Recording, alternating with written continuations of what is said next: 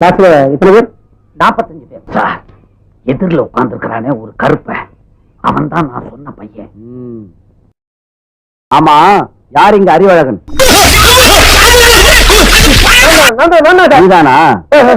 அது சரி, உன் உயரம் என்ன? உயரம் உங்களோட 4 கூட இருப்பேன். சரி சார். நான் கேட்கிற கேள்விகளுக்கு தெரியும் தெரியாதுன்னு போல் சொல். பகலில் நட்சத்திரம் தெரியுமா? தெரியாது சார். பகலில் ஆந்தைக்கு கண் தெரியுமா? தெரியவே தெரியாது சார்.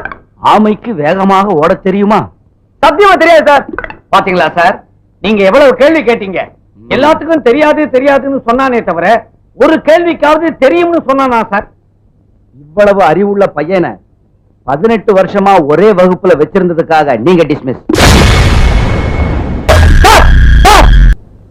உண்மையிலே நீ அறிவுக்கு அழகன் தான்.